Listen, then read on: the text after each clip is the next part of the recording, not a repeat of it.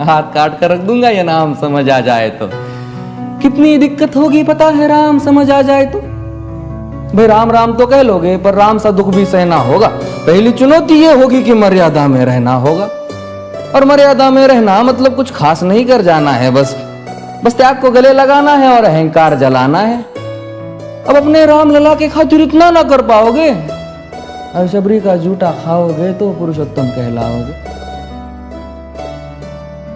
काम क्रोध के भीतर रहकर तुमको शीतल बनना होगा। बुद्ध भी जिसकी इच्छाओं में बैठे वैसा पीपल बनना होगा ये सब कुछ, और वो भी शून्य में रहकर प्यारे। तभी तुमको पता चलेगा कि कितने अद्भुत राम हमारे। सोच रहे हो कौन हूं मैं? चलो बता ही देता हूं। तुमने ही तो नाम दिया था मैं पागल कहलाता हूं।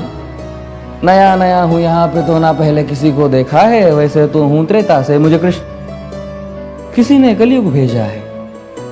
भाई बात वहां तक फैल गई है कि यहाँ कुछ तो मंगल होने को है, कि भरत से भारत हुए राज में सुना है राम जी आने को है। बड़े भाग्यशाली हो तुम सब। वहां पे सब यही कहते हैं कि हम तो राम राज्य में रहते थे पर इन सब में राम रहते हैं। यानी तुम सब में राम का अंश छुपा है, मतलब वो तुम में आते हैं रहने।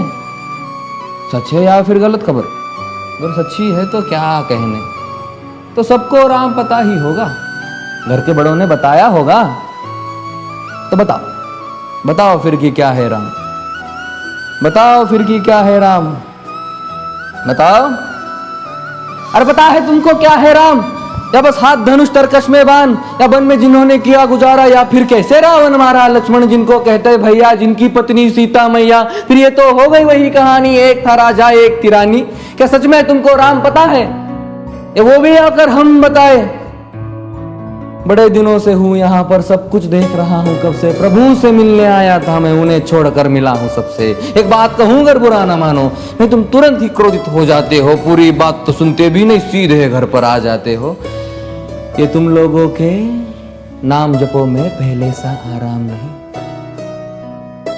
ये तुम लोगों के नाम जपो में पहले सा आराम नहीं। इस जबरदस्ती के जय श्री राम में सब कुछ है, बस राम नहीं। ये राजनीति का दाया बाया जितना मर्जी खेलो तो।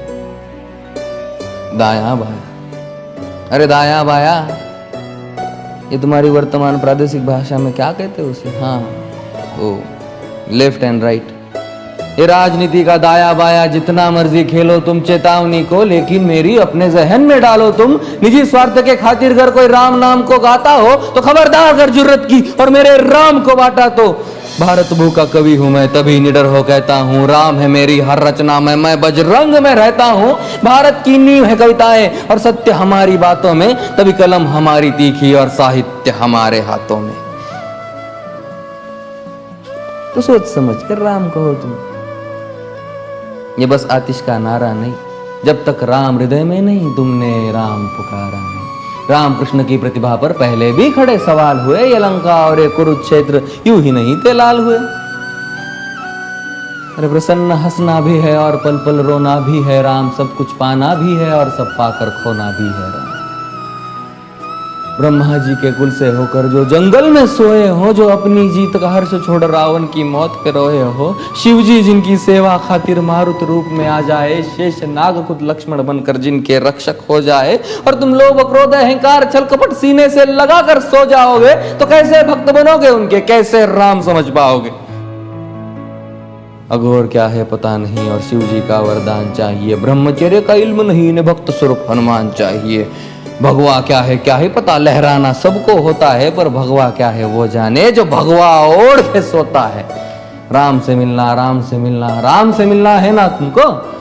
निश्चित मंदिर जाना होगा पर उससे पहले भीतर जा संग अपने राम को लाना होगा। जय सिया राम। और हाँ, अवधपुरी का उत्सव है, कोई कसर नहीं, सब खूब मनाना। मेरे प्रभु है आने वाले, रथ को उनके खूब सजाना।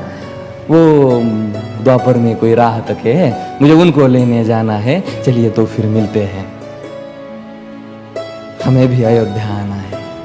जय सिया राम। फिर से